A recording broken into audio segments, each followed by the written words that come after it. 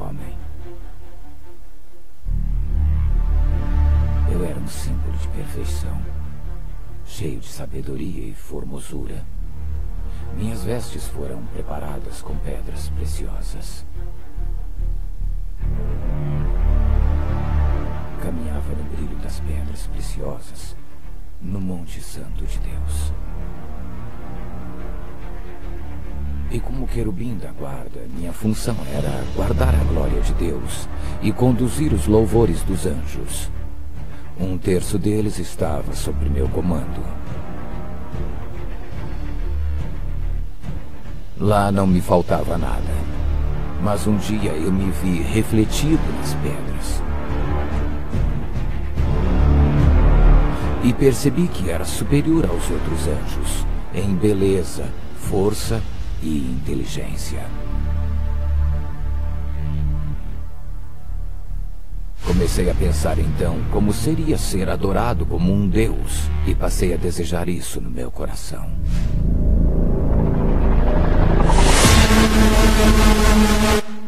Do desejo passei para o planejamento, estudando como firmar o meu trono acima das estrelas de Deus e ser semelhante a Ele. Num determinado dia eu tentei realizar meu desejo e fui expulso do Santo Monte de Deus. Junto comigo foram todos aqueles que seguiram meu exemplo. Juntos formamos hoje o Império das Trevas. Eu invejo a raça humana e faço de tudo para destruí-la. Tudo porque o homem tem hoje a oportunidade que um dia eu perdi.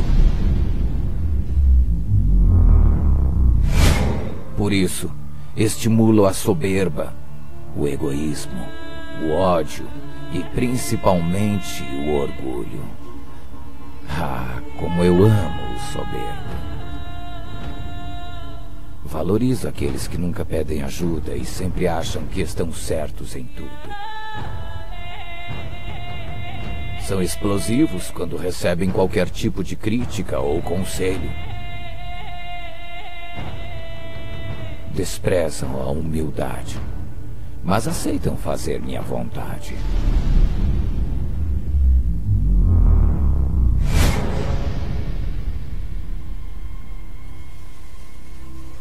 Lembro como hoje, quando John Lennon disse em 1966: "O cristianismo vai acabar. Hoje nós somos mais populares que Jesus Cristo."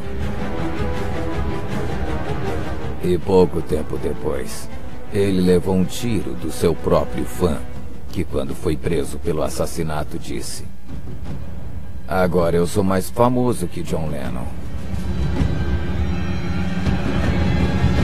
Como eu gosto de colocar a criatura contra o Criador. Aprecio a rebelião. Apoio todos que blasfemam contra Deus e seus servos. Meus aliados são dominados pela arrogância, autossuficiência e não seguem a palavra santa. Seguem apenas suas próprias leis e desejos. Você não tira, rapaz!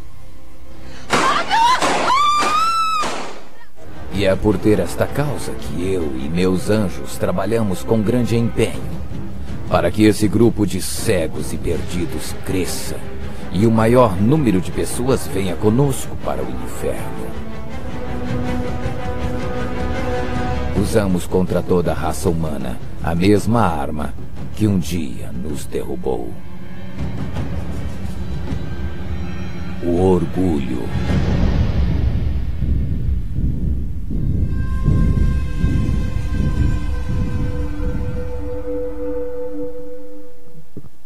Muito bem, meus irmãos, nós acabamos de ver uma breve dramatização sobre uma realidade que nós temos que reconhecer que vemos todos os dias com os nossos olhos. Convivemos na nossa sociedade. É um pouco chocante, eu sei, mas mais chocante do que isso é o que nós vemos quando nós ligamos a televisão todos os dias, né? Nação destruindo nação, homem matando homem, é uma coisa assim doente, E a gente se pergunta realmente o que está por trás de tudo isso. Quando nós vamos falar desse tema, que nós vamos falar hoje, sobre a armadura de Deus, sobre a nossa luta espiritual, a nossa batalha espiritual que nós enfrentamos, eu nem posso tratar de todos os equívocos que existem, não é passar uma noite inteira falando sobre isso. Mas vocês sabem que o primeiro equívoco que eu preciso destacar é essa tendência que alguns grupos têm de demonizar tudo e esquecer que o homem também é responsável pelos seus atos.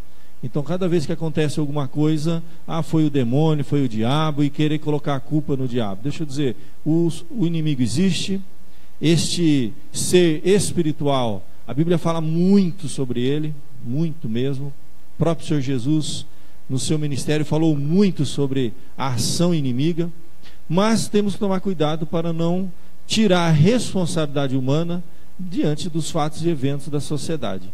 O inimigo sempre estará tentando o homem, e o homem será responsável se ele vai ceder àquela tentação ou não. Então isso não muda em nada a responsabilidade humana. Isso é um ponto. Outro erro e equívoco muito grave que nós vemos, muitas vezes, infelizmente, movimentos, que desconhecem a palavra de Deus, dão ênfases equivocadas, e na hora de tratar sobre esse problema espiritual, eles usam métodos que não são nem um pouco bíblicos, são criados da sua própria cabeça, eles usam e abusam desses recursos, tá?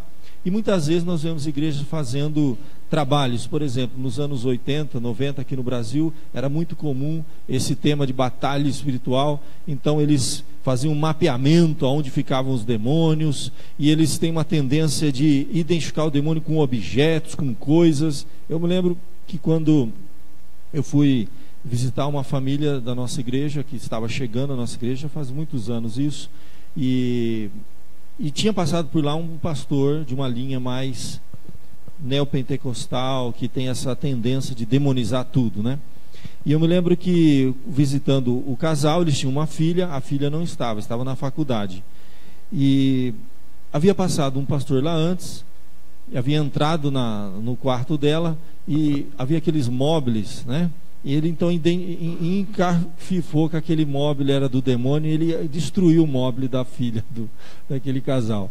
E eu me lembro que quando eu estava à noite visitando aquela família, ele mesmo me mostrou, falou: olha que minha filha mandou na mensagem aqui, olha. E a mensagem dizia assim: não deixe o pastor entrar no meu quarto, e fecha a porta do meu quarto. Porque já era uma experiência infeliz que eles tiveram com essa tendência de querer demonizar tudo e achar que o diabo está nos objetos, e fica essa coisa, parece filme hollywoodiano, porque mexeu a coisa, porque não sei que vozes, e porque isso. E isso a gente vê que, infelizmente, líderes mal intencionados, eles usam e abusam disso, e fazem com que pessoas se tornem, então, quase que escravas dele, nesse problema de demônio. O demônio está em tudo. É muito comum a gente ver isso. Então, não compre mais tal produto, fraldas Pampers. Eu me lembro que o meu filho nasceu, eu não podia comprar fralda Pampers, porque tinha um grupo de evangélicos soltando e-mails dizendo que a fralda Pampers, o dono da fralda, da fábrica de fralda Pampers, ele adorava Satanás. E essas coisas absurdas que a gente vê, Movimento Nova Era, que fez muito sucesso aqui nos anos 90, falava-se muito sobre isso, e você não podia tocar nisso, não podia comer aquilo, você não podia ir em tal lugar porque o demônio estava lá. Gente, é uma ficção que confunde o povo de Deus. A minha grande pergunta é: o que a Bíblia fala sobre isso? E vocês vão descobrir que Satanás não trabalha dessa forma.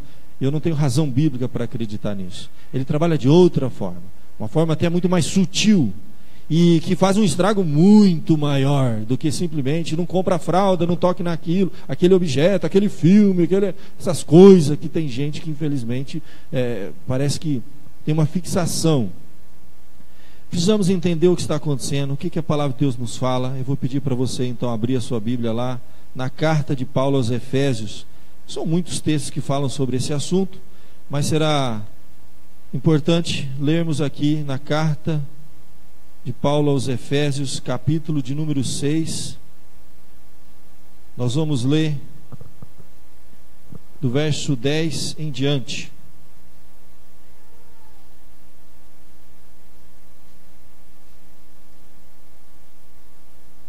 Efésios, capítulo de número 6, verso de número 10. Nós queremos desmistificar muita coisa errada que se fala sobre esse assunto, identificar o que é de fato bíblico, tá? E como lidar com esse problema. Eu quero tratar isso de uma forma muito prática com a igreja. Efésios 6:10 diz assim: quanto ao mais, sede fortalecidos no Senhor e na força do seu poder, revestivos de toda a armadura de Deus, para poderdes ficar firmes contra as ciladas do diabo. Porque a nossa luta não é contra o sangue e a carne, e sim contra os principados e potestades, contra os dominadores deste mundo tenebroso, contra as forças espirituais do mal nas regiões celestes. Portanto, tomai toda a armadura de Deus, para resistir no dia mau, e depois de terdes vencido tudo, permanecer inabaláveis. Estai, pois, firmes, cingindo-vos com a verdade, vestindo-vos da couraça da justiça, calçai os pés com a preparação do evangelho da paz, embraçando sempre o escudo da fé, com a qual podereis apagar todos os dardos inflamados do maligno. Tomai também o capacete da salvação e a espada do Espírito, que é a palavra de Deus, com toda oração, súplica, orando em todo o tempo no Espírito, e para isto, vigiando com toda perseverança e súplica por todos os santos, e também por mim, para que me seja dada, no abrir da minha boca, a palavra, para com intrepidez fazer conhecido o mistério do Evangelho, pelo qual sou embaixador em cadeias, para que em Cristo eu seja ousado para falar como me cumpre fazê-lo. Até aqui, meus queridos, nós vamos ter uma oração pedindo a bênção, a direção de Deus para compreender o texto sagrado. Faremos uma exposição então aqui na carta de Paulo aos Efésios, capítulo de número 6, a armadura de Deus. Vamos orar. Ó Pai amado, nós estamos na tua presença, santo e bendito, rogando, Senhor, que o Senhor abra o nosso entendimento, ilumine, Senhor, nosso coração, para compreender o texto sagrado, para tirar aquelas dúvidas, para esclarecer esse assunto tão importante, que a tua palavra nos fala exaustivamente. Abençoa-nos, ó Pai, na exposição essa noite, prepara o nosso coração e esteja conosco, Senhor, que eu te peço, te agradeço, com perdão dos nossos pecados, em nome de Jesus. Amém. Muito bem, meus queridos. Então, precisamos entender o que está acontecendo aqui. O apóstolo Paulo escreve essa carta e ele traz esta orientação tão preciosa, que eu acredito que será muito bem-vinda para os nossos tempos, para os nossos dias. Vamos ver o contexto, a igreja de Éfeso, o que foi que aconteceu quando o apóstolo Paulo escreveu esta carta. A palavra de Deus nos diz lá que Paulo ele estava na sua segunda viagem missionária, quando ele deixa nessa cidade seus companheiros Priscila e Áquila. Se ficar uma pequena letra, não tem problema, eu vou ler para você. Está registrado lá em Atos a fundação, a organização desta igreja. Mas Paulo, havendo permanecido ali muitos dias, por fim, despedindo-se dos irmãos, navegou para a Síria, levando em sua companhia Priscila e Áquila. Depois de ter raspado a cabeça em Cencreia, porque tomara voto, chegados a Éfeso, deixou-os ali. Ele, porém, entrando na sinagoga, pregava aos judeus. Olha lá, chegados a Éfeso. Então, segunda viagem missionária. Paulo, então, junto com Priscila e Áquila, eles pregam o evangelho naquela cidade. O verso 20 diz que, rogando-lhe eles que permanecesse ali mais algum tempo, não acedeu, mas despedindo-se disse: se Deus quiser, voltarei para vós outros. E embarcando, partiu de Éfeso. Essa foi a primeira passagem bíblica que nós encontramos na cidade de Éfeso. Essa cidade tinha realmente muita adoração a deuses pagãos, Diana dos Efésios, né? E era uma cidade então carregada, vamos dizer assim, né? Muita idolatria, muita adoração a outros deuses. O evangelho foi pregado, ele vai nascer ali no coração daquela cidade. Muitas almas irão se converter, uma igreja será plantada, e nós temos ali então a igreja de Éfeso. Na terceira viagem missionária, Paulo permanece em Éfeso cerca de 2 anos. É raro isso acontecer. 2 anos ele ficou ali doutrinando aquele povo, doutrinando aquela igreja. Depois, então, ele foi preso e provavelmente, depois, da sua prisão domiciliar, ele vai escrever muitas das suas cartas, dentre elas a carta aos Efésios. Nós temos aqui, então, esta carta ele diz no capítulo 3: por esta causa eu, Paulo, o prisioneiro de Cristo Jesus, por amor de vós, os gentios. Ou seja, ele estava preso e ele escreveu essa carta para a igreja, trazendo orientação, fortalecendo essa igreja para os embates, para as lutas que muito provavelmente essa igreja estava ou viria a enfrentar. E assim, outro capítulo 4, verso 1, de novo: rogo-vos, pois eu, o prisioneiro do Senhor, que andeis de modo digno da vocação que fosse chamado. Então você vai ver várias passagens bíblicas que Paulo se identifica como aquele que era prisioneiro. Ele estava sim em cadeias, né, por causa do evangelho, por causa da pregação do evangelho. O tema desta epístola é considerado uma das mais universais, trata da unidade da igreja, dos dons, da vida prática dentro e fora da igreja. Então, destacando um pouquinho sobre o tema. Às vezes era necessário o apóstolo tratar de assuntos e problemas locais nas cartas. Você tem a carta de Corinto, muito comum, problemas muito específicos, problema de relacionamento interno da igreja. Ele escreve uma carta para orientar a igreja. Mas aqui não. Esta epístola é considerada uma das mais universais. Ela trata dessas questões universais da igreja: a unidade, os dons, né, a vida da igreja. O tema então é a igreja, o povo de Deus, os embates, as lutas, os desafios que a igreja tem nesse mundo, a necessidade de mantermos a unidade. Paulo vai falar muito na carta de Éfeso, a gente usa muito quando a gente fala sobre a unidade da igreja. Os serviços, ele vai falar sobre os dons, né? Cada um de nós temos um dom, descobrir, desenvolver os dons, a vida na igreja.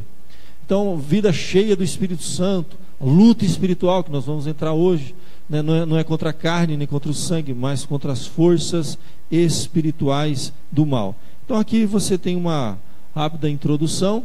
O contexto aqui já no capítulo 4, é importante a gente entender um pouquinho o que estava acontecendo. Ele está falando da obediência, de uma vida de submissão a Cristo, não a homens, né, mas a Jesus. E ele fala que devemos ser obedientes no contexto da igreja, na sociedade. Lá no capítulo 4 ele continua o verso 4, 17 em diante. Ele vai falar da vida no lar, no contexto família, no capítulo 5, ao verso de número 6. Então, é uma submissão, né? Os filhos aos pais, no contexto do casamento, no contexto dos servos para com os seus senhores, né? No trabalho, capítulo 6, versos 5 a 9. Olha que interessante. Aí o verso 10 é que nós lemos: quanto ao mais, ou seja, finalmente, irmãos, para que possamos viver uma vida digna, né, do evangelho, nós precisamos ser revestidos de Deus, porque o inimigo vai fazer de tudo para nos atrapalhar. Aqui, gente, aonde que ele vai atrapalhar? No dia a dia. O inimigo, ele não está preocupado em incorporar um objeto lá na sua casa, essas coisas absurdas que tem gente que ensina. Eu não estou nem vendo mais de forma assim tão forte e evidente como nós vimos na Bíblia, muita possessão no meio de culto. Que ele vai ver? Que vantagem que o inimigo vai ter? Possuir alguém, e aí ficar dando microfone para ele, aí o diabo fala o nome, aí sai na televisão, vamos exorcizar, e ficar babando. Gente, essa ideia equivocada que muitas vezes a gente tem do inimigo espiritual, que a Bíblia diz que existe esse inimigo espiritual, é o que tem atrapalhado. E ele está ganhando de goleada, porque ele está assolando as famílias aqui, ó, causando divisão. É isso que ele causa dentro da igreja, escândalos dentro da igreja, na sociedade, quanto estrago ele não tem feito, no contexto do lar, quantas famílias se destruindo, filhos se perdendo, vícios, drogas, casamento acabando. O inimigo está trabalhando de outra forma, né?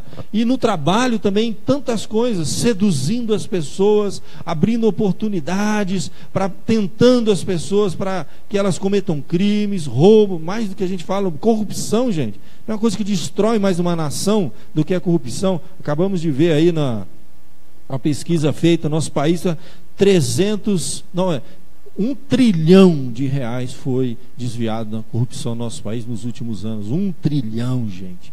Isso aí, ó, o estrago que faz, segurança, desgraça, saúde, né? A crise assola o nosso país, a criminalidade aumenta e violência. Então a gente vê o inimigo trabalhando de uma forma muito mais sutil do que a gente imagina. E ele diz assim: quanto ao mais, o apóstolo Paulo, gente, finalmente, gente, para a gente enfrentar uma vida no dia a dia, revestidos de Deus. Aí ele vai falar: sede fortalecidos no Senhor e na força do seu poder. Você precisa do poder de Deus, da força de Deus para enfrentar o dia a dia. E estar atento que existe sim um inimigo espiritual, as artimanhas desse inimigo e como ele trabalha. Não de uma forma hollywoodiana e também não de uma forma equivocada que muitas religiões fanáticos falam hoje. Você vai ver que ele é muito mais sutil do que nós imaginamos. Precisamos nos fortalecer, né, no Senhor com toda a armadura de Deus. Por que que precisamos? O texto é claro, olha, para poder ficar firme contra as ciladas do diabo. Efésios diz, revestivos de toda a armadura de Deus para ficar firme. Porque a nossa luta não é contra o sangue e a carne, mas contra principados, potestades, dominadores deste mundo nas regiões celestiais. Portanto, tomai toda a armadura de Deus para resistir no dia mau e depois de ter vencido tudo, permanecer inabaláveis. Aqui nós temos então esse grande desafio que nós encontramos. Muitas vezes a nossa luta não é contra pessoas. E nós vemos, às vezes, se debatendo com pessoas. A sua luta não é contra o sangue nem contra a carne, mas contra principados e potestades, contra as forças espirituais do mal, diz a palavra de Deus. A sua luta é contra as forças espirituais do mal. Foi engolida aqui essa palavrinha, provavelmente foi copiada por alguma coisa na hora da edição, foi engolida. Essas forças espirituais do mal, Paulo fala, existe uma luta espiritual. Então, eu acredito e não tenho dúvida que o inimigo usa de vários recursos, nós vamos ver alguns apenas, não tem como ver todos, tá? Muitas vezes, trabalhando na mente cética do homem, não tem coisa melhor do que convencer a humanidade que não existe um mundo espiritual. Nós somos apenas matéria, energia e ponto final. Comamos e bebamos que amanhã morreremos. Pronto, já ganhou aí, ó, metade da humanidade, está na mão dele. Não existe esse mundo espiritual. Então, eu acredito até que ele não quer se manifestar de forma muito evidente, vamos dizer assim, porque ele vai quebrar essa tese que já enganou metade. A outra metade, que é mais mística, ele vai enganar de outras formas, entende? Os religiosos e os fanáticos. E aqueles que não são nem religiosos, nem ateus, fanáticos, nem ateus, ele vai enganar como? Vai te seduzindo para derrubar, para destruir falsas heresias. Inúmeras formas o inimigo vem usando e trabalhando para criar problema. Quando ele diz aqui a palavra ciladas do diabo, tá? Eu não consegui no PowerPoint manter o grego, eu tive que dar um print screen lá no texto que eu estava editando no Word. Então diz o seguinte, para poder ficar firme contra as ciladas. A palavra cilada aqui é interessante, é metodeias, tu diabolos, ó, método do diabo. Metodeia no grego significa o que? Cilada, truque, estratégia. Uma tradução literal seria essa: ficar firme contra os astutos métodos do diabo. Ele tem método, tá? Então a gente pode conhecer um pouquinho o que a Bíblia fala, quais são os métodos. Quando ele está agindo, ele tem um passo a passo, ele tem um padrão. Ele é criativo, ele é astuto, mas ele tem um padrão. Então nós temos que estar firmes para não cair na cilada dele. Cilada é algo que é armado para você cair, e de inocente a gente cai por não conhecer, por ignorar, entende? Por às vezes achar que é uma coisa e é outra, ter um entendimento fanático do assunto. E esse método existe. Satanás trabalha no dia a dia. Ele não está nem um pouco preocupado de fazer nenhuma manifestação hollywoodiana para te enganar. Ele vai trabalhar nas pequenas coisas. Ele usa de recursos, né, espirituais. E a nossa luta, então, porque a nossa luta não é carnal, mas sim espiritual, precisamos então das armas espirituais. Por isso que a palavra de Deus diz, precisamos tomar toda a armadura de Deus, os recursos que vêm de Deus. Não é uma luta carnal, não é no sangue, na carne, não é no grito, não é na força, diz a palavra de Deus, mas no espírito. Discernimento espiritual, dependência de Deus, vida de oração. Você vai conseguir discernir que circunstância na sua vida pode estar sendo enredada pelo inimigo. Ele, em 2 Coríntios, Paulo fala muito sobre isso. Eu gosto dessa passagem de Coríntios, que me abre uma oportunidade de me preparar para preparar a igreja, porque nós vamos trabalhar na escola dominical nos próximos domingos. Lá em Corinto, Paulo escreve na segunda carta, capítulo 10, verso 3: porque embora andando na carne, estamos aqui, carne e osso, tá? Não militamos, luta, batalha, segundo a carne. Ele diz, por quê? Porque as armas da nossa milícia não são carnais, mas poderosas em Deus, para destruir fortalezas, anular sofismas e toda altivez que se levanta contra o conhecimento de Deus, levando cativo todo pensamento à obediência. A palavra sofisma no grego é logismo. Logismo lembra o quê? Lógica, argumento. Satanás trabalha com ideias. Aí sim você pode entender falsas heresias, doutrinas de demônios, ideologias que confundem a humanidade, destroem a pessoa. Então ele trabalha com a razão. É por isso que nós temos que conhecer, e nós vamos estudar a partir do próximo domingo várias ideologias, ideias, doutrinas, ventos de doutrinas, diz a palavra de Deus, que devemos crescer na graça, no conhecimento, se fortalecer para não ser levado por todo vento de doutrina. Um filho de Deus que não conhece a palavra, que não estuda, é um alvo fácil. E a gente vê a turma caindo porque não está preparado, porque não conhece. Está sendo enredado e não sabe. Ventos de doutrinas que podem estar fazendo a mente da pessoa, lógica, argumento. Satanás sempre trabalhou com isso, quer seja lá no Jardim do Éden, quando ele chegou para os nossos primeiros pais e começou a dizer, não é bem assim que Deus diz, tá? Olha, ele disse, sereis como os deuses, né? Então, ele vem usando de argumento, ele torce a palavra de Deus, ele é muito bom nisso, ele é o pai da mentira. Então ele usa a Bíblia de uma forma equivocada e muitas pessoas caem nessa cilada. Você vai ver isso. Então, um dos aspectos, a razão humana, o uso de argumentos. Lá em 1 Timóteo 4:1, o Espírito expressamente diz que nos últimos tempos apostatarão alguns da fé, dando ouvidos a espíritos enganadores e a doutrinas de demônios. Então isso está na Bíblia, gente. A ideia de apostasia. É claro que politicamente correto a gente respeita a todos, e eu falei isso de manhã, repito. Quando nós vamos estudar esse assunto, nós temos que lembrar uma coisa, a nossa luta não é contra pessoas.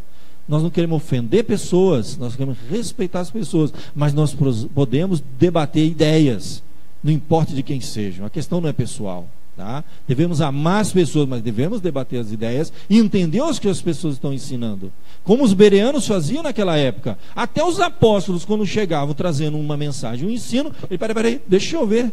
Eles iam ver nas escrituras se o que eles estavam dizendo batia com a palavra de Deus. É esse tipo de discernimento que o povo de Deus tem que ter. Por isso tem que estudar a palavra de Deus. Por isso você tem que acordar de manhã cedo no domingo e vir na igreja. Porque nós vamos estar estudando a Bíblia, a palavra de Deus, tendo conhecimento. Como é que você vai comparar aquele ensinamento com o que está aqui, se eu conheço tão pouquinho aqui? Ou de vez em quando, no culto à noite, assisto um pedacinho lá, quando dá para ir, pá. No outro domingo de novo, não estudo, não participo de um pequeno grupo, não vou na escola dominical, não leio a Bíblia. Meu irmão, você está um alvo fácil. O inimigo vai cirandar com você, você não sabe o que está acontecendo. Então, existe isso nos últimos tempos, nós estamos vivendo. Apostasia, pessoas que usam a Bíblia, usam um terninho, igreja igualzinha a nossa, ar-condicionado, banquinho, tudo bonitinho, aguinha lá, entrada, tem uma pessoa na recepção, fala bonito. Mas o que ele está falando? Presta atenção. A Bíblia diz que nos últimos dias alguns iriam se apostatar e nós íamos ter o quê? Espíritos enganadores, doutrinas de demônios. Satanás então entra assim e semeia mensagens, ideias equivocadas que contrariam a palavra de Deus, e você precisa ter discernimento. Que ele está trabalhando com argumentos, ele é bom nisso. Gente. Só faz alguns milhares de anos que ele faz isso. Quanto tempo a gente tem de vida aqui? Algumas décadas. Para nos preparar para lutar com o inimigo que tem milhares e milhares e milhares de anos de experiência. É mais forte do que você, mas não do que Deus. Por isso que a gente usa a armadura de Deus. A gente não deve ter medo do inimigo, mas deve ter medo se você não estiver preparado. Aí fica com medo mesmo. Ele vai acabar com a sua vida, destruir a seu lar, a sua família, tudo. E ele faz isso todo dia, a gente vê. Por quê? Porque não se prepararam. E na dependência de Deus e o conhecimento da palavra de Deus é a arma que você tem. Você não está nessa, meu irmão. A gente tem que lembrar o seguinte: quando a gente entra nesse tema, a gente tem que lembrar o seguinte: igreja é um quartel general de Deus aqui nesse mundo, que a palavra de Deus nos fala claramente que ele é como um leão que brama, como um leão ao nosso derredor procurando alguém para devorar. Nós estamos numa guerra, nós estamos numa luta. O inimigo, ele é terrível, ele é experiente, é astuto, ele não brinca em serviço, ele não dorme. A gente dorme, ele não dorme. Enquanto a gente está dormindo, ele está maquinando mal. Ele está usando pessoas, ele está preparando tudo. E ele quer destruir a gente. Enquanto a gente não entender que na nossa jornada aqui, meu querido, é batalha, luta, arma na mão, oração, vigiar e orar para que não entreis em tentação. Jesus falava constantemente isso para o povo. Você está numa luta, numa batalha, o inimigo está o tempo todo à espreita, como diz a Bíblia, procurando momento oportuno. Ele é oportunista. Você está numa guerra e o tempo todo tem alguém mirando para te derrubar. Você tem que estar preparado com a armadura, com o escudo, com o capacete, com a espada na mão, conhecimento da palavra, vida de oração. Se prepara. Tem gente que é arrebentada, está longe de Deus, com a vida destruída e não sabe que o inimigo já está preparando há muito tempo. Ele vai levando a vida. Quando der eu vou, quando der eu oro, quando der eu venho. E meu irmão, não deu. Satanás estava se preparando. Então a luta existe, tá? A luta existe. Ele usa a razão humana, ele usa as emoções também. Coisas do dia a dia, a gente pensa que o diabo vai aparecer numa... Não, meu irmão, sabe o que ele trabalha? Perdão. O que tem a ver o perdão com o diabo? Tudo a ver, rapaz. Isso é uma brecha. Porque assim, ó, a Bíblia fala: não deis lugar ao diabo, não dê oportunidade para ele. E a gente dá oportunidade quando a gente não conhece a Bíblia, não estuda, não vem na escola dominical, não conhece as falsas doutrinas, as músicas estão tocando aí, vai bebendo tudo, vai. Deu lugar para ele, meu. Abriu a brecha. Quando não dá? Quando não. Perdão. Olha o que Paulo vai dizer em Corinto: a quem perdoais alguma coisa, também eu perdoo. Vamos perdoar, vamos perdoar. Por quê? Porque, ó, de fato, o que tenho perdoado, se alguma coisa tem perdoado, por causa de vós o fiz na presença de Cristo. Para quê? Para que Satanás não alcance vantagem sobre nós. Por quê? Porque não ignoramos os desígnios dele. Ó, gente, Paulo está dizendo assim: eu não sou besta. Eu sei que Satanás está de olho. Quando duas pessoas brigam dentro de casa, casal, brigou? Fica esperto. Sabe quem está? Primeiro que está de olho em vocês? Não é o vizinho, não é a sogra, é o diabo. Ele está esperando um casal brigar. Falta de perdão dentro de casa, com o filho, falta de perdão na igreja. Abriu uma brecha, emoções, razão e emoção. O inimigo está atento, o canhão dele, só esperando alguém abrir a brecha. Abriu a brecha, falta de perdão. Porque quando você não perdoa, o seu coração endurece. Seu coração endurece e você tem que ficar alimentando aquilo vai virar um ódio. E esse ódio vai subir na cabeça: soberba, arrogância, dureza, orgulho. Acabou, meu irmão, está na mão dele. Paulo fala assim, ó: porque não ignoramos. Então, mais do que perdoar, porque a pessoa merece ou não merece perdoar, meu irmão, nós estamos numa batalha espiritual. Isso é deixar o escudo, a espada, tirar o capacete. Paulo fala: não ignoramos os desígnios dele. Emoção, trabalha, está atento. Que mais que a Bíblia fala? Insistência. Ele é o quê? Ele é insistente, estratégico, sabe a hora certa. Você lembra de Jesus no deserto? Foi tentado, 40 dias. Aí ele resistiu com a palavra. Quando ele viu que não era a hora, mas que o camarada estava preparado, né? Orou, está firme lá com Deus. Não é daquele que vai um domingo e falta 3. Não é aquele que nos prepara. Não, o cara está firme ali, ó. Resistindo. Aí ele fala: tá bom. Passada que foram as tentações de toda sorte, apartou-se dele o diabo. Porque ele não gasta cartucho à toa. Por quê? Até momento oportuno. Ele vai esperar você deixar o escudo, capacete, dar uma relaxada. Aí ele entra com tudo. Você que vive no dia a dia sabe que é assim que funciona a coisa. Então ele é estratégico, insistente, persistente, está astuto, preparando o momento oportuno. Que mais, meu querido? Perseguição. A ideia não é brincadeira, gente.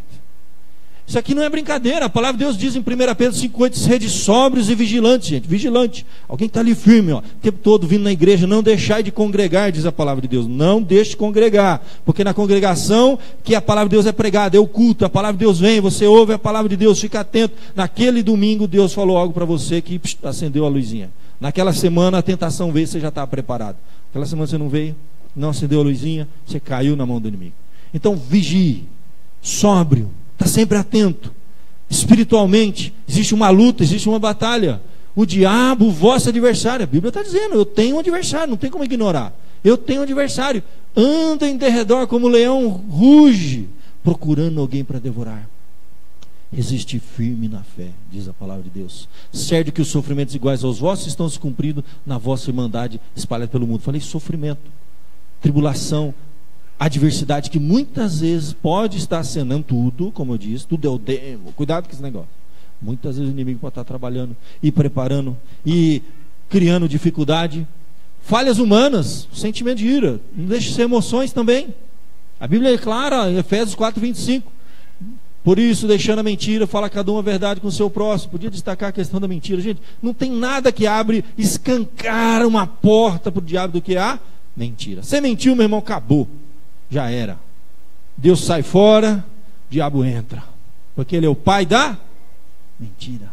Deixa a mentira, isso é coisa do diabo. Não mente, não mente. Sinceridade, isso aí, ó, é uma arma contra o inimigo. Irai-vos e não pequeis. Não se põe o sol sobre a vossa ira, nem deis lugar ao diabo. Está aí, ó, ira. O cara ficou irado, ficou com raiva. Problema do perdão, tem tudo a ver. Endurece o coração, passa um dia, pronto. Pôs o sol sobre a vossa ira, a ideia de um dia foi para o outro. Ah, meu irmão, aquilo lá criou raiz. A raiz de amargura contamina muitos. A palavra de Deus diz. E aquilo começa a crescer na sua cabeça. E o inimigo vai começar a pôr minhoca na sua cabeça.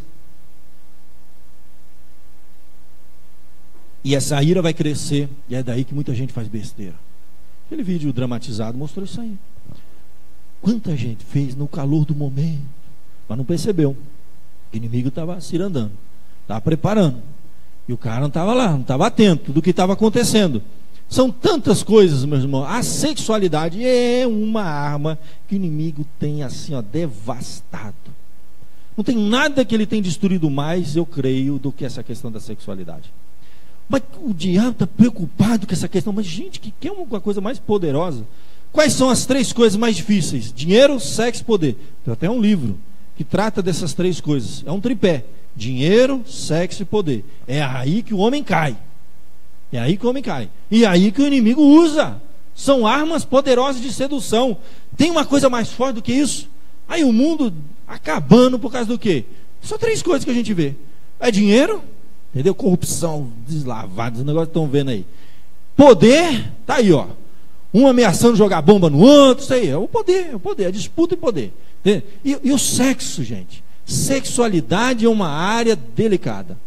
Que o Satanás tem cirandado, criado confusão, inventado ideologias e mais ideologias para confundir a cabeça da moçada. Eu vi lá, quando lançaram ideologia de gênero na Inglaterra, isso a mídia não mostra, né?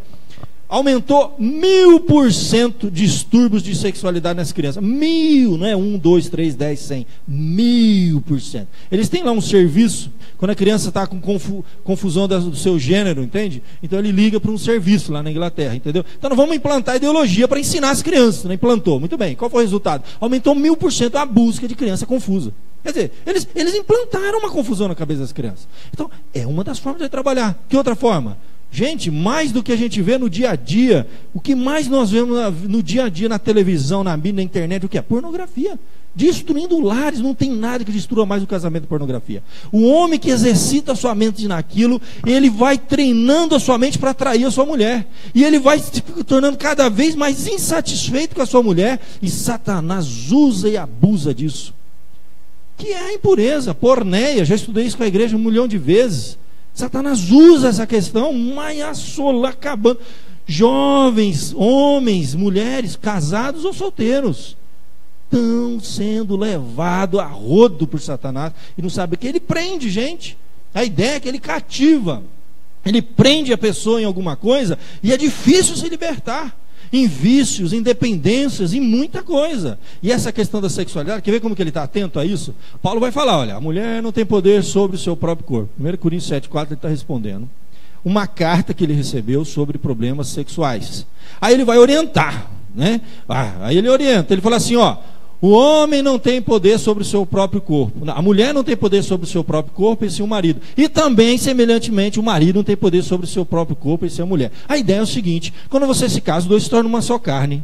A única pessoa que você pode se satisfazer sexualmente é com a sua mulher, ou com o seu marido. E ponto final. Qualquer coisa fora disso, abriu brecha para o inimigo. E aí que ele continua, não vos priveis. Olha o problema. Olha, sedução, o inimigo está atento. Não vos priveis um ao outro. Abstinência sexual. Porque, ó, salvo talvez por um mútuo consentimento, por algum tempo, né? Para vos dedicardes à oração, alguma causa, alguma situação excepcional, com muita atenção, cuidado. Por quê? Para novamente vos ajuntar. Para que Satanás não vos tente por causa da incontinência. O cão está preocupado com a minha vida sexual. Olha aí. Então ele conhece, gente, a nossa vida. Ele sabe de tudo. Entende? Ele está de olho. Ele está de olho como é que está a vida sexual sua com a tua mulher. Você tem sido carinhoso, atencioso, tem preocupado em satisfazer sua mulher satisfazer seu marido. Para quê? Para que Satanás não vos tente. Então, essa área da sexualidade, eu não tenho dúvida que é uma que ele tem feito um estrago muito grande. Mas tem levado a moçada assim, ó, tudo cativo na mão dele. Entristece o Espírito Santo, se afasta de Deus, perturba a mente, o coração da pessoa. Ele sabe que ele não está fazendo a coisa certa, aquilo vai oprimindo, Satanás vai oprimindo, ele é um opressor. E hoje, muito mais do que ficar, sabe, essa ideia de ficar possuindo, né, possesso. Mas que? Vai perder tempo ficar possuindo pessoa. Ele tem armas mais poderosas para destruir a vida das pessoas, destruir casamentos, lares, famílias, filhos, tudo. É o que a gente está assistindo, gente. Então o inimigo existe, isso é uma realidade. A palavra diz que a gente deve resistir, tá? Diz lá, fica firme contra as ciladas. Então existem todas essas ciladas. Só mostrei algumas, gente. Dá para ficar uns 3 domingos aqui mostrando cilada de Satanás.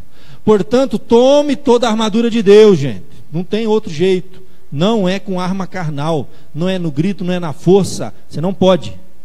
É espiritual. A Bíblia é clara. Para que possa resistir no dia mal e depois de vencer, continua firme. A ideia é sempre essa, é de vigilante. Fica firme, não desanima.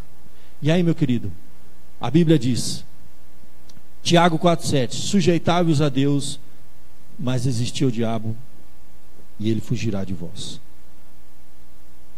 A verdade é uma só. Quando nós desobedecemos a Deus, nós estamos resistindo a Deus. E não é boa coisa resistir a Deus. A Bíblia fala que é dar murro em ponta de faca. Não faça isso. Você deve se sujeitar a Deus. Começa por aí. Ao inimigo, a gente não foge do inimigo. A gente resiste ao inimigo, mas com as armas dele.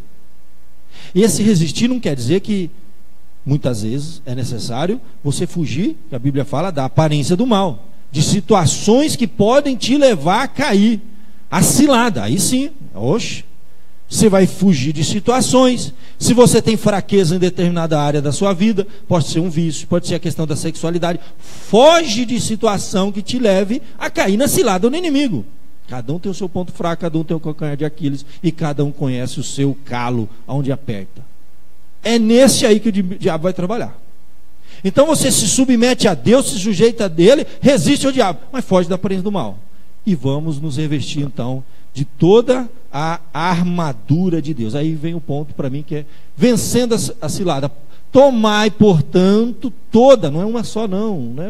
Ou você está armado até os dentes, ou você está na mão, para que possais resistir no dia mau. Então a ideia agora é vamos tomar essa armadura. A figura que Paulo vai usar, eu encontrei uma qualquer na internet, existem muitas figuras, não há dúvida. Ele está num contexto grego-romano, ele está num contexto de guerra, de batalha. Nós estamos falando de um período, gente, 2000 anos atrás. Eles tinham uma armadura. Essa não é uma armadura muito parecida com a romana, né? Não é, mas serve, ajuda. Então ele vai colocar aqui peças, né? São 6, se eu não me engano, ou 6 peças, que ele vai usar algo que era muito cotidiano. Todo mundo já tinha visto um soldado romano. O camarada estava lá, a guarda romana, o escudo, o capacete, a espada. Então o apóstolo Paulo, de uma forma criativa, ilustrativa, usou um elemento cultural do cotidiano das pessoas. Não é muito do nosso, mas a gente assiste filme, a gente conhece, só vê a imagem, aí já dá para ter uma noção da coisa. Ele vai usar essa figura para descrever essa armadura de Deus. Então, e ele tem, é interessante, uma sequência, né, para montar essa armadura. Há uma ordem natural da vestimenta para a batalha. Você tem então 6 partes que são colocadas. Primeiro é o cinto, depois a couraça, depois as sandálias, o escudo, o capacete e por fim pega a espada. Vou mostrar para você que tem uma sequência, tá?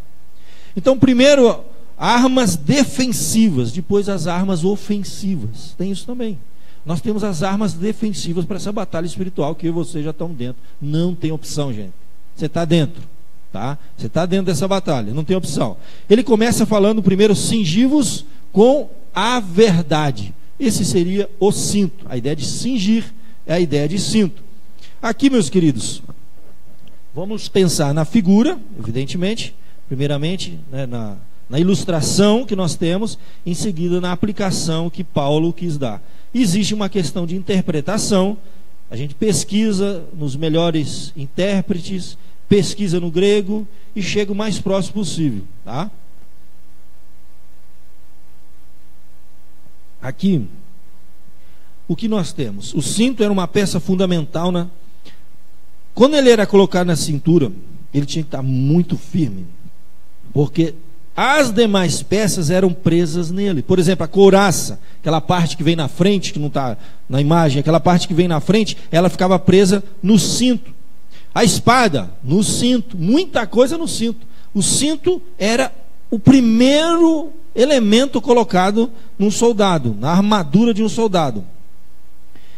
Aqui, meus queridos, há um debate se cinto, se verdade. Ele diz assim, ó, cingindo-vos com a verdade, tá? Eu acredito que a interpretação mais coerente, existem divergências, tá? Essa verdade, nesse caso, você vai ver que vai vir depois, não seja necessariamente a verdade do Evangelho. Ele está falando aqui, creio eu, da sinceridade da mente e do coração.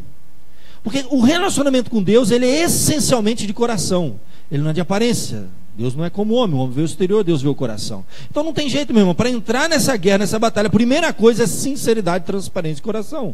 Reconhecer suas falhas, seus defeitos, confessar os seus pecados, entregar sua vida a Cristo. Não dá para ocultar nada de Deus, que nem pode. Não dá para entrar nessa batalha com coisas escondidas. Se tem alguma coisa, meu irmão, tira, confessa, sai fora, porque você vai colocar a primeira peça, ela vai ficar frouxa, todos os outros vão cair e a derrota vai ser terrível. Você tem passagens interessantes. Por exemplo, lá em Salmo 51 diz: eis que Deus se compraz na verdade, no íntimo e no recôndito me faz conhecer a sabedoria. A ideia de alguém que não é sincero, a Bíblia mostra o oposto disso, é alguém de ânimo dobre. A pessoa de ânimo dobre é uma pessoa duvidosa. Sabe aquela pessoa que você não sente confiança? Você já teve a experiência de estar fechando um negócio e no fundo fala, mas não estou botando fé nesse cara, ele não transparece para mim, é convicção, eu não vejo verdade. Sabe, isso é muito difícil, gente, num relacionamento, quando você perde a confiança. A Bíblia fala muito sobre isso.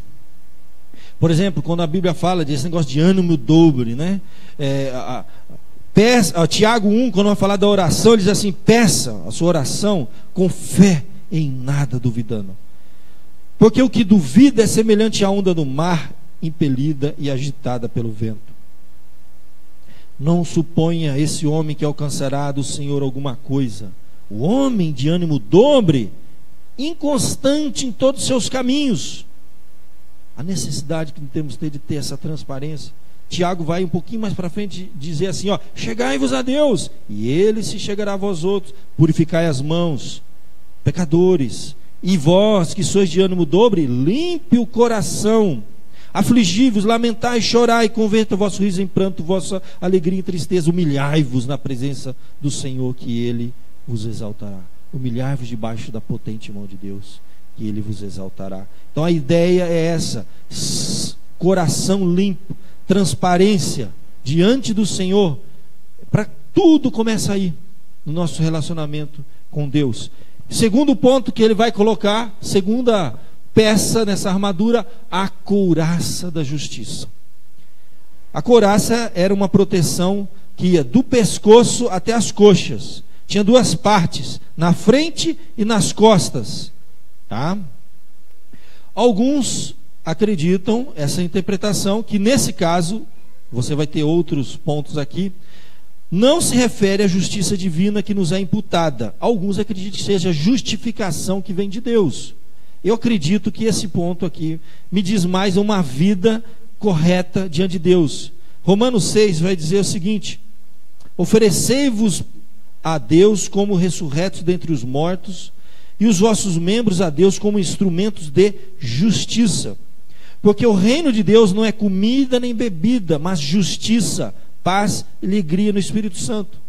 Existem alguns que interpretam que possivelmente seja a justificação que vem de Deus. Eu acho muito, não é errado essa interpretação, mas dentro dessa sequência, então a sinceridade do coração, uma vida justa, aí finalmente, que seria no caso a couraça, a terceira vestimenta, calçando as sandálias. Ele diz no verso 15: calçai os pés com a preparação do evangelho da paz. É aí que eu creio que já é a palavra de Deus.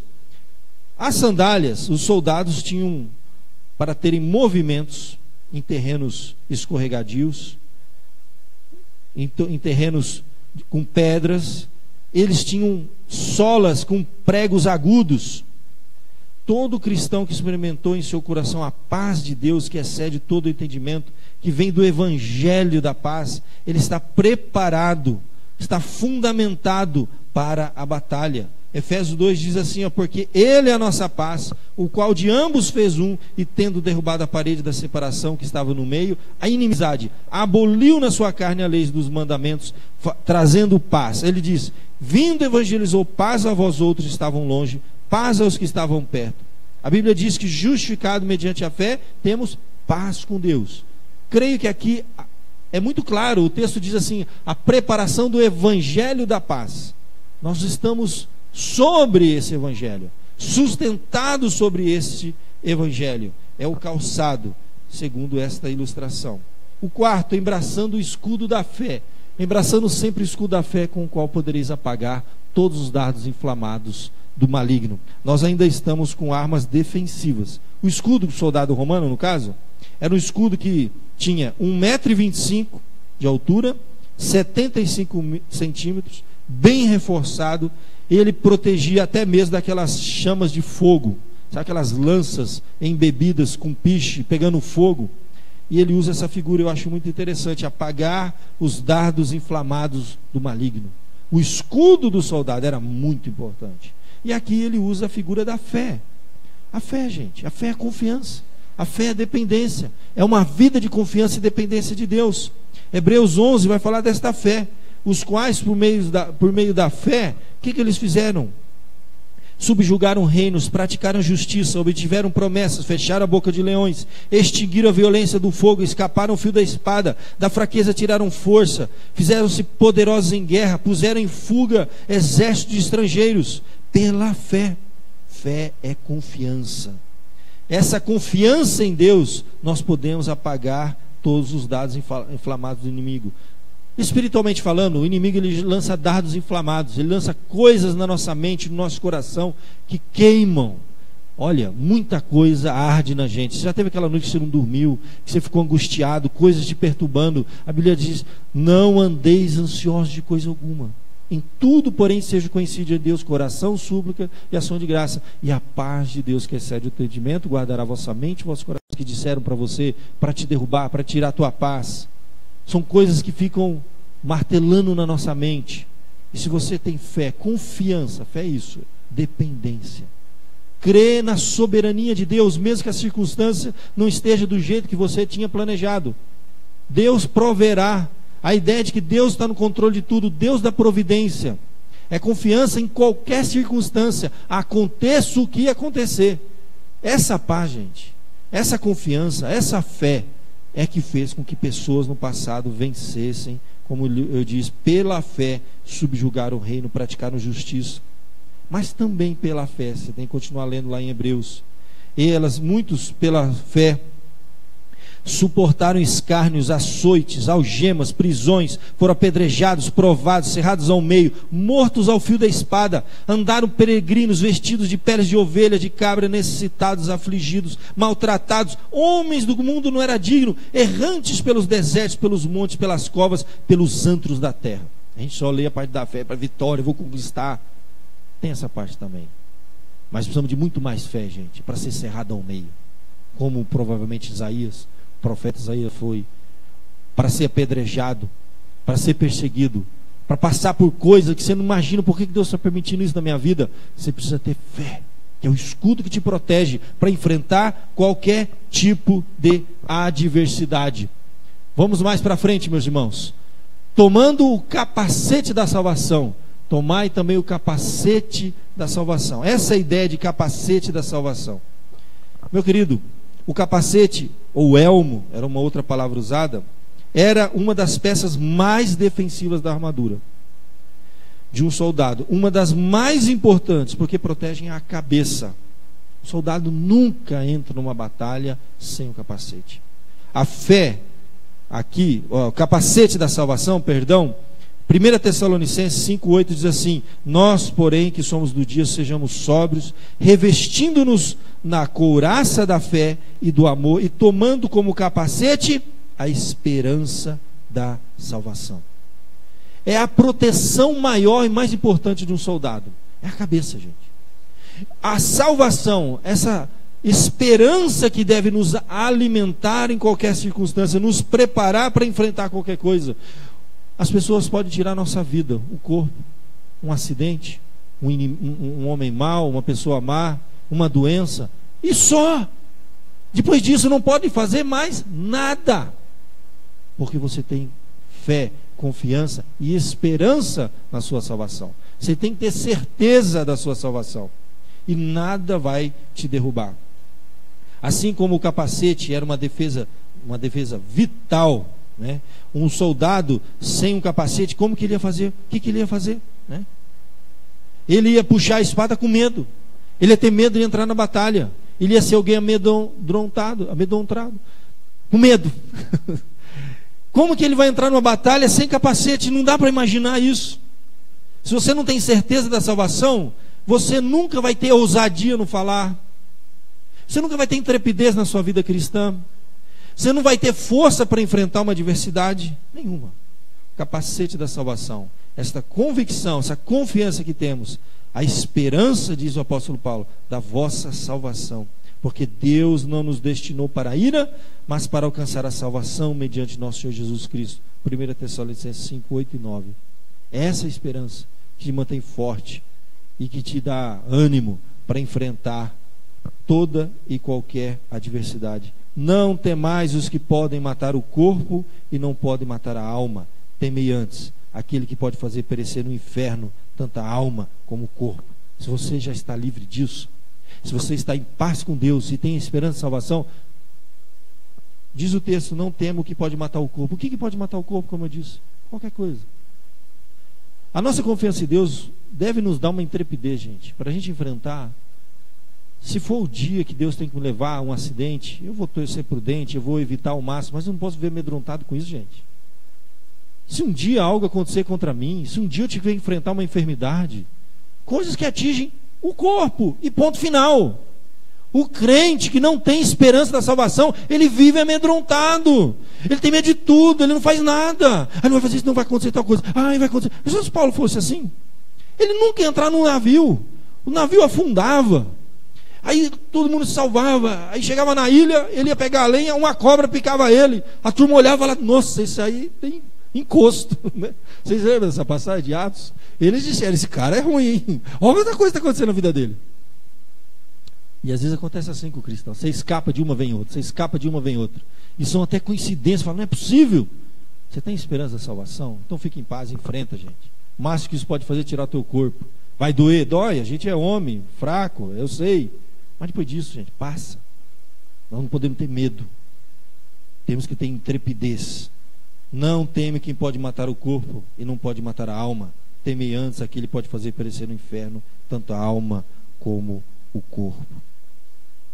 E por fim, meus queridos, eu quero fechar com vocês com a última peça dessa armadura, tomando a espada do Espírito, que é a palavra de Deus. O texto é muito claro, ele está identificando. Alguns deixam dúvida, tá? Não há nenhum erro grotesco aqui. Você vai encontrar intérpretes de um lado e de outro, alguns pontos, mas o essencial está muito claro. Aqui você está diante, então, de uma peça ofensiva, não defensiva, a espada. A espada, nesse caso, que os soldados romanos usavam, ela era curta e servia para se defender, mas principalmente para atacar. Era uma espada curta para rápido e fácil manejo. Hebreus usa essa expressão e essa ilustração. A palavra de Deus é mais cortante do que uma espada de 2 gumes. A ideia é que ela tem 2 lâminas. penetra até o ponto de dividir a alma e o espírito, juntas e medulas. É apta para discernir os pensamentos e propósito do coração. A ideia de que a palavra de Deus é como uma arma, você vê, por exemplo, em Jeremias. Ele usa uma figura muito interessante. Ele fala assim: a minha palavra é fogo, diz o Senhor, martelo que esmiuça a penha. A ideia de um instrumento poderoso, que é a palavra de Deus. O poder não está em mim. Não existe pregador poderoso, gente. Existe uma palavra de Deus poderosa, que é um martelo que esmiuça a penha, que quebra o coração mais duro que pode existir, que muda a nossa realidade. Essa espada deve ser usada para se defender, mas principalmente para atacar, para você ter ela como instrumento nesta batalha. Paulo escreve para o jovem Timóteo e diz assim para ele: olha, 2 Timóteo 2,15: procura apresentar-te a Deus aprovado, como obreiro que não tem do que se envergonhar e que maneja bem a palavra da verdade. Sempre a ideia de manejar, de uma espada.